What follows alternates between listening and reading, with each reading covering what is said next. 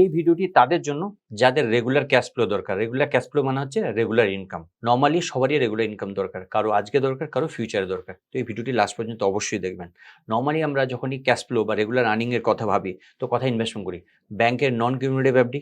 নন cumulative মানে কি? প্রত্যেক মাসে যেটা আমি ইন্টারেস্ট পাই, বা পোস্ট অফিসে আমরা ইনভেস্টমেন্ট করি। বাট যে হারে পোস্ট অফিস বা ব্যাংকের ইন্টারেস্টের ডিক্লাইন হচ্ছে, তো প্রত্যেক ইনভেস্টরের ক্ষেত্রে ফিউচার যে রেগুলার আর্নিং আছে সেটা নিয়ে একটা চিন্তার কারণ হয়ে দাঁড়িয়েছে। তো আজকে আমরা জানবো যে কিভাবে আমরা বেটার ওয়েতে রেগুলার আর্নিং পেতে পারি। কেন বললাম বলুন তো? যে ফিউচারে একটা টেনশন হয়ে দাঁড়িয়েছে বা চিন্তার কারণ হয়ে দাঁড়িয়েছে। আমি একটা এক্সাম্পল দিয়ে বুঝিয়ে দিচ্ছি। আজকে হচ্ছে 2023 থেকে আমি একটু ব্যাক ফুটে যাচ্ছি। কত? 10 বছর। 2013তে ব্যাংক ইন্টারেস্ট রেট ছিল কত? 9% কাছাকাছি। তো তখন যদি আপনি 50 লাখ টাকা কোনো ব্যাংকে এফডি করতেন আর মাসে মাসে ইন্টারেস্ট নিতেন, কত পার্সেন্ট পেতেন? 9%। 9%-এ কত হচ্ছে? 37,500। তো আমরা 2013তে কত টাকা পেতাম? 37,500 টাকা পেতাম, ঠিক না?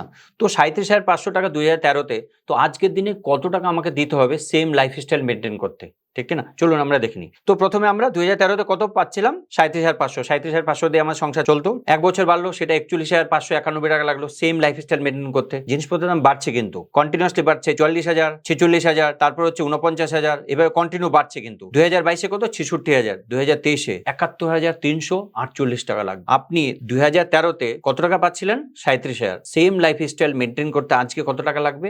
71,000 টাকা। আপনার যদি আলাদা সোর্স অফ ইনকাম না থাকে না, তাহলে আজকের দিনে আপনার জীবন চালানো প্রচন্ড কঠিন হয়ে যাবে। কারণটা যে ডাবল হয়ে গেছে। আর আপনি যেই এফডি করেছিলেন ব্যাংকে, আপনি যখন রেনু করতে যাচ্ছেন আজকে কত টাকা পাচ্ছেন? 29,000 প্লাস সামথিং কিছু। তো 29,000 টাকা পাচ্ছেন, তো কত টাকা কম? 8,000 টাকা কম পাচ্ছেন। জিনিসপত্রের দাম ডাবল হয়ে গেছে, কিন্তু আপনি উল্টা আপনার যে রেগুলার আর্নিং পেতেন সেটা আপনার কমে গেছে 8,000 টাকায়। এবার ভাবুন কিভাবে সংসার চলবে। তো সবসময় একটা কথা বলি, আমি বলি শুধু রেগুলার আর্নিং দেখলে হবে না, তার সাথে আপনাকে দেখতে হবে ক্যাপিটাল এপ্রিসিয়েশন। আপনার ক্যাপিটাল এপ্রিসিয়েট হচ্ছে কিনা। তো আজকে আমরা সেটাই নিয়ে আলোচনা করব, কোথায় ইনভেস্টমেন্ট করলে রেগুলার আর্নিংও পাবেন প্লাস ক্যাপিটাল এপ্রিসিয়েশনও করতে পারবেন। আমরা মিউচুয়াল ফান্ড সম্বন্ধে সবাই জানি। তো মিউচুয়াল ফান্ডের একটা অপশন আছে, this is called SWP, systematic withdrawal plan. এবার SWP কি? SWP হচ্ছে যে আপনার প্রিডিফাইন্ড, মানে আপনি আগে ডিফাইন করবেন যখন কোনো স্কিমে আপনি ইনভেস্টমেন্ট করলেন। ধরুন কোনো স্কিমে আপনি 10 লাখ টাকা ইনভেস্টমেন্ট করলেন, আপনি বললেন মিউচুয়াল ফান্ড কোম্পানিকে বা এএমসিকে যে প্রত্যেক মাসে 10 লাখের 8% করে আমার ব্যাংক অ্যাকাউন্টে যেন ট্রান্সফার হয়, মানে রেগুলার ক্যাশ ফ্লো আসে, যেরকম আমরা এমআইএস নিই। তো 10 লাখের 8% কত হচ্ছে? 6,666 টাকা। মানে প্রত্যেক মাসে 6,666 টাকা আপনার ব্যাংক অ্যাকাউন্টে আসলো, সেটাকে আমরা বলি SWP। আমরা এসআইপি করি। এসআইপি কি করি? প্রত্যেক মাসে আমার ব্যাংক অ্যাকাউন্ট থেকে মিউচুয়াল ফান্ড অ্যাকাউন্টে যায়, তো এসআইপি মাসে মাসে যায়। বাট আপনি কোন স্কিমে থোক টাকা ইনভেস্টমেন্ট করলেন, মানে 10 লাখ টাকা, তো 10 লাখ থেকে প্রত্যেক মাসে মাসে আপনি 8% করে, বাৎসরিক 8% করে আপনার অ্যাকাউন্টে নিচ্ছেন, রেগুলার ক্যাশ ফ্লো যেটাকে বলি, সেটাকে বলা হয় SWP, সিস্টেমেটিক উইথড্রয়াল প্ল্যান। মানে সিস্টেমেটিক ওয়েতে আপনি একটা কি করছেন? টাকা উইথড্র করছেন আপনার যে রেগুলার নিড, সেই নিডকে ফুলফিল করার জন্য। এবার কাজ করে কিভাবে, সেটা হচ্ছে বড় ব্যাপার। তো আমরা এক্সাম্পল দিয়ে দেখে নিব যে কিভাবে কাজ করে, রিয়েল এক্সাম্পল দিয়ে। আমরা একটা ফান্ডের এক্সাম্পল দিয়ে বুঝে নিব। দেখুন একটা কথা বলি, এটা কোনো রেকমেন্ডেশন না, জাস্ট এক্সাম্পল, ঠিক না? একটা ক্যালকুলেশন পারপাসে আমরা এই ফান্ডটা নিয়েছি। ফান্ডের নাম হচ্ছে কি? ICICI Pru equity and debt fund. এটা হচ্ছে একটা hybrid fund, equity hybrid fund, aggressive equity hybrid fund, ঠিক আছে? আমরা ইনভেস্টমেন্ট করেছি হচ্ছে 10 লাখ টাকা। 10 লাখ টাকা আমরা 10 লাখ টাকা ইনভেস্টমেন্ট করেছি। মান্থলি কত টাকা নিয়েছি? 6,666 টাকা, মানে 8% ক্যালকুলেশন করেছে, ঠিক আছে? তো 8% যদি 10 লাখের হয় তাহলে 6,666 টাকা হবে। আমরা SWP চালু করেছি কত তারিখে? 4 সেপ্টেম্বর 2018। আজকে 11 সেপ্টেম্বর 2023, মানে কত বছর হলো? 5 বছর হলো। 60 মান্থ কমপ্লিট করলাম, ঠিক আছে? এবার রান করি। তো আমাদের কত বছর উইথড্র করলাম, কত মাস? 60 মান্থ। কত টাকা উইথড্র করেছি? 3,99,960 টাকা, 3,99,960 রুপিস, মানে নিয়ার আউট 4 লাখ আমি উইথড্র করেছি আমরা, ঠিক আছে? প্রত্যেক মাসে 6,666 টাকা দিয়ে, ঠিক আছে? আজকের দিনে ভ্যালু 10 লাখের ভ্যালু কত আছে? 14,59,466 টাকা। এবার কথা হচ্ছে কিভাবে SWP কাজ করে, এটা হচ্ছে ভাইটাল পয়েন্ট, ঠিক কি না? অনেকেই বলে যে আমি আজকে মিউচুয়াল ফান্ডে ইনভেস্টমেন্ট করেছি, আমি মাসে মাসে SWP নিচ্ছি, মাসে মাসে টাকা নিচ্ছি, তার মানে হচ্ছে আমি ইন্টারেস্ট পাচ্ছি। একদম না, ইন্টারেস্ট না। যখন আপনি ইনভেস্টমেন্ট করছেন না, ইনভেস্টমেন্ট করার পর যখন উইথড্র করছেন না, প্রত্যেক মাসে আপনার কি হয় জানেন? ইউনিট সেল হয়। জাস্ট এখানে আপনি দেখতে পারেন ইউনিট সেল হয় প্রত্যেক মাসে। কিভাবে? এই যে এখানে আপনি কত টাকা ইনভেস্টমেন্ট করেছিলেন 4 সেপ্টেম্বরে 10 লাখ, আপনি কত ইউনিট পেলেন? 7,607.46 ইউনিটস, টোটাল 10 লাখ টাকা ভ্যালু। পরের মাসে দেখেন 6,666 টাকা উইথড্র করলেন, ইউনিট সেল হলো, সেম দেখেন ইউনিট কমেছে। তারপর হচ্ছে আবার টোটাল অ্যামাউন্ট বের হলো 13,200 এত টাকা, মানে টোটাল হচ্ছে 6,666 প্লাস অ্যাড করতে করতে কন্টিনিউয়াসলি। তো এখানে দেখেন না প্রত্যেক মাসে কিন্তু ইউনিট কমছে। দেখবেন এখানে আগে প্রথমে যখন শুরু করেছিলেন 7,607.46 ইউনিট, আপনি কন্টিনিউয়াসলি দেখবেন লাস্টে আসে দেখবেন, লাস্টে দেখেন 8 সেপ্টেম্বর, আজকের দিন 8 সেপ্টেম্বরে 8 সেপ্টেম্বরে 5,191.43 ইউনিটস। তার মানে কি হলো, আপনার প্রত্যেক মাসে ইউনিট সেল হচ্ছে, ঠিক না? ইউনিট যখন সেল হচ্ছে আপনার দুটা জিনিস আছে, একটা হচ্ছে দুটা পার্ট থাকছে ইউনিটের মধ্যে, একটা হচ্ছে ইনভেস্টমেন্ট পার্ট, একটা হচ্ছে ক্যাপিটাল এপ্রিসিয়েশন পার্ট। মানে ওই ইউনিট যখন পারচেস করেছিলেন কত টাকা রেটে পারচেস করেছেন আর কত টাকা রেটে সেল করেছেন, মানে সেল করছেন যেদিনকে আপনার বিক্রি হচ্ছে, ঠিক না? তো যেটা গ্যাপ থাকছে সেটাকে বলা হয় ক্যাপিটাল এপ্রিসিয়েশন। আমি কেন বললাম একটু পরে বুঝিয়ে দিচ্ছি, ট্যাক্সেশন পারপাসে কাজে দেবে আপনার, ঠিক না? তো আপনার এখানে একটা জিনিস দেখেছেন, ইউনিট কমছে ধীরে ধীরে, কিন্তু একটা জিনিস দেখেছেন যে কোন রেটে কিনেছিলেন আপনি, যখন আপনি পারচেস করেছিলেন 131 টাকা 45 রেটে কিনেছিলেন। কত এনএভি কত ছিল, এনএভি নেট অ্যাসেট ভ্যালু মানে পারচেস প্রাইস ছিল 131 টাকা 45 পয়সা। আজকের দিনে তার ভ্যালু কত আছে, 281 টাকা 13 পয়সা। নাম্বার অফ ইউনিট কত আছে, 5,191.43। দুটাকে যদি ইন্টু করা হয় তাহলে কত ভ্যালু দাঁড়াচ্ছে জানেন, টোটাল দাঁড়াচ্ছে 14,59,466 টাকা। দেখেন আপনি 10 লাখ টাকা ইনভেস্টমেন্ট করেছেন, আপনার ইউনিট কমেছে কিন্তু ইউনিটের প্রাইস বেড়েছে, তার জন্য আপনার ভ্যালুয়েশন বেড়েছে, ঠিক কি না? তাহলে আপনি কি পেয়েছেন এখানে, কি পেলেন? আমি প্রথমেই বলেছিলাম না কি দরকার, আপনার রেগুলার ক্যাশ ফ্লো দরকার, তার সাথে কি দরকার, তার সাথে দরকার হচ্ছে ক্যাপিটাল এপ্রিসিয়েশন। তো এখানে দেখবেন যে আপনি রেগুলার ক্যাশ ফ্লো পাচ্ছিলেন, তার সাথে আপনি ক্যাপিটাল এপ্রিসিয়েশন পেলেন। কত টাকা ক্যাপিটাল এপ্রিসিয়েট হলো, 4,59,466 টাকা। টোটাল ইনভেস্টমেন্ট করেছিলেন 10 লাখ টাকা। তো এখানে ক্যাপিটাল এপ্রিসিয়েটও হলো প্লাস রেগুলার ক্যাশ ফ্লো হলো, ঠিক না? তো তার মানে কি হলো, ইন ফিউচারে যদি আজকের দিনে ধরুন আপনি বলছেন সম্পূর্ণ টাকার উপর আপনি আবার রেগুলার ইনকাম নিতে চান, তো আপনার 14,59,000 উপর রেগুলার ইনকাম নিতে পারেন। মানে ধরুন আপনি বলেন যে 14,59,000 উপর আজকের দিন আমি কি নেবো, SWB নেবো, তাহলে SWB এমন বেড়ে গেল তো, ঠিক না? তো ওই জন্যই বলি যখনই আপনি ইনভেস্টমেন্ট করবেন না, তো আপনার দরকার হচ্ছে রেগুলার ক্যাশ ফ্লো, তার সাথে কি দরকার, তার সাথে দরকার হচ্ছে যে আপনার ক্যাপিটাল এপ্রিসিয়েশন। এই দুটা জিনিসই কথাই পাওয়া যাবে মিউচুয়াল ফান্ডের SWB। কিন্তু এবার কথা হচ্ছে কোন ফান্ড চুজ করবেন SWBর জন্য, সেটা হচ্ছে ভাইটাল পয়েন্ট, ঠিক না? এটা একটা ব্যাপার যে আপনি কোন ফান্ড চুজ করছেন, যে কোনো ফান্ড চুজ করতে পারেন না, কারণটা হচ্ছে আপনার রেগুলার ক্যাশ ফ্লো দরকার, তার সাথে ক্যাপিটাল এপ্রিসিয়েশনও দরকার, ঠিক না? বেশি রিস্ক নিলে হবে না, কারণটা হচ্ছে আমি হাই রিস্ক ফান্ড চুজ করতে পারবো না। তো এবার আমরা জেনে নিই বা দেখিনি কিভাবে আমরা বেস্ট ফান্ড চুজ করতে পারবো। যখনই মিউচুয়াল ফান্ডে আপনি SWB করছেন, প্রথম দেখা উচিত এই ধরনের স্কিমে SWB করবেন যে ধরনের স্কিমে ফ্লাকচুয়েশন খুব কম, কারণটা হচ্ছে রেগুলার ক্যাশ ফ্লো দরকার, ফ্লাকচুয়েশন কম। তো আপনি বেশি রিস্ক নিলে হবে না, বা আমি এটাও বলবো না আপনি ডেট ফান্ডে ইনভেস্টমেন্ট করুন।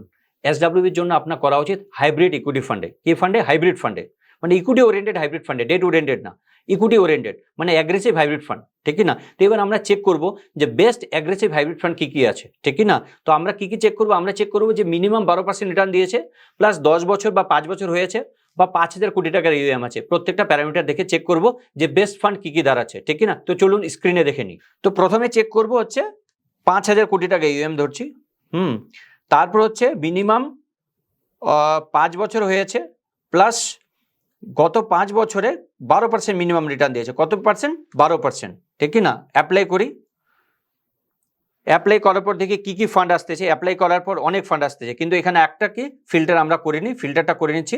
ফিল্টার হচ্ছে যে আমরা কি দেখব, শুধু হাইব্রিড ফান্ড দেখব, সেটা অ্যাগ্রেসিভ হাইব্রিড দেখব, তার সাথে ডাইনামিক অ্যাসেট অ্যালোকেশন বা ব্যালেন্স অ্যাডভান্টেজ ক্যাটাগরি দেখব, ঠিক না? এবার ফিল্টার করি, এবার অ্যাপ্লাই করার পর কখানা, 5খানা ফান্ড আসলো, 5টা ফান্ড আসলো। প্রথম নাম আছে HDFC ব্যালেন্স অ্যাডভান্টেজ ফান্ড, এটা হচ্ছে ডাইনামিক অ্যাসেট অ্যালোকেশন ক্যাটাগরির মধ্যে পড়ছে, হাইব্রিড ফান্ডই বা ডাইনামিক অ্যাসেট অ্যালোকেশন ক্যাটাগরির মধ্যে। তারপর দ্বিতীয় ফান্ড হচ্ছে ICICI Pru equity and debt fund, এটা হচ্ছে অ্যাগ্রেসিভ হাইব্রিড ফান্ড। তারপর হচ্ছে HDFC হাইব্রিড ফান্ড বা Canara Robeco equity hybrid fund বা DSP equity and bond fund. এই 5খানা ফান্ড আছে যে হাইব্রিড ফান্ডের মধ্যে বেস্ট ফান্ড। এবার কেন বেস্ট ফান্ড বলুন তো?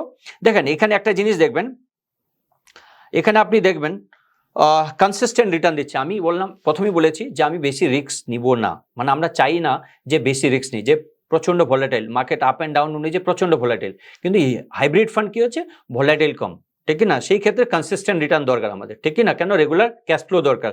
আপনি দেখবেন প্রথম ফান্ডে যেটা, সেটা 10 বছরে 17% রিটার্ন, 7 বছরে 13, 5 বছরে 14 সামথিং, অ্যান্ড লাস্ট 3 ইয়ার্সে হিউজ রিটার্ন দিয়েছে, 28% রিটার্ন দিয়েছে, ঠিক না? তো এটা হচ্ছে balance advantage. Whereas ICICI Pru equity and debt fund same consistent return দিয়েছে, বা HDFC equity hybrid fund consistent return দিয়েছে। তো এই তিনটা ফান্ডের মধ্যে যে কোনো একটা ফান্ড চুজ করতে পারেন যদি আপনি কি করতে চান, এসডব্লিউবি করতে চান, ঠিক না। সিস্টেমেটিক উইথড্রয়াল প্ল্যান, এই তিনটা ফান্ডের মধ্যে যে কোনো একটা ফান্ড চুজ করতে পারেন, ঠিক না। বাট যদি আমি বলি এক্সপেন্স রেশিও, তো এক্সপেন্স রেশিওর মধ্যে ন্যাচারালি এইচডিএফসি ব্যালেন্স অ্যাডভান্টেজ ফান্ডের এক্সপেন্স রেশিও কম, 1.46 টিআর যাকে বলা হয় টোটাল এক্সপেন্স রেশিও, বিকজ এর এএম একটু বেশি, 61,000 crores AM, whereas 61,000 crore AM, whereas ICICI প্রুর এএম হচ্ছে 25,000 crores, সেখানে 1.70 টিআর আছে total expense ratio. HDFC equity hybrid fund same 1.71%, 20,000 কোটি টাকার ইউএম। তো আপনি যে কোনো একটা ফান্ডকে চুজ করতে পারবেন, ঠিক আছে। যদি আপনি চান রেগুলার ক্যাশ ফ্লো পেতে, তো রেগুলার ক্যাশ ফ্লো পেতে গেলে আপনাকে ডাইরেক্ট ইকুইটিতে যদি বলেন একদম যাবেন না। সেখানে কি হয়, এখানে দেখেন ইকুইটির পোর্শনসও আছে প্লাস ডেট পোর্শনও আছে। এখানে ইকুইটির পোর্শন নিয়ার অ্যাবাউট কত দেখতে পাবেন, আমি জাস্ট দেখিয়ে দিচ্ছি আপনাকে যে ইকুইটির পোর্শনস কত আছে। এখানে এই ফান্ডে 72% ইকুইটি পোর্শন আছে, বাকি debt and sovereign gold bonds আছে। অ্যান্ড আপনার আইসিআইসিআই প্রু ইকুইটি অ্যান্ড ডেট ফান্ডে আপনি দেখবেন 80% ইকুইটি পোর্শনস আছে, বাকি ডেট পোর্শন আছে। তার মানে 80% ইকুইটি পোর্শনস, বাকি ডেট পোর্শন আছে, মানে one kind of balance fund, ঠিক না, one kind of balance fund, ঠিক না। এখানে ইকুইটি পোর্শনস আছে, ডেট পোর্শনস আছে, বেশি ফ্লাকচুয়েশন হয় না, মানে আপনি বলতে পারবেন না যে হিউজ ফ্লাকচুয়েশন হয়, ঠিক না। কেন, আপনার কি দরকার, রেগুলার ক্যাশ ফ্লো দরকার। তো তার জন্য আমি একদম বলবো না যে আপনি লার্জ ক্যাপ বা মিড ক্যাপ বা স্মল ক্যাপে বা মাল্টি ক্যাপে আপনি এসডব্লিউবি নেন। এসডব্লিউ নিতে গেলে আপনাকে কি দরকার, আপনাকে ব্যালেন্স অ্যাডভান্টেজ ফান্ড বা আপনার কি দরকার, যে হাইব্রিড ফান্ড আছে, অ্যাগ্রেসিভ হাইব্রিড ফান্ড, সেই ধরনের ক্যাটাগরি ফান্ডে ইনভেস্টমেন্ট করা উচিত, ঠিক না। আমি যে তিনটা ফান্ডের নাম বললাম, এই তিনটা ফান্ড ছাড়াও আপনি যে কোনো ফান্ডে ইনভেস্টমেন্ট করতে পারেন। এটা আমার পার্সপেক্টিভে আমার মনে হলো যে এটা বেস্ট, বা আপনি চান যে আপনার কনসালটেন্টের সাথে কমিউনিকেট করে বা তার সাথে কনসাল্ট করে আপনি ইনভেস্টমেন্ট করতে পারবেন, যেটা আপনার বেস্ট হয়।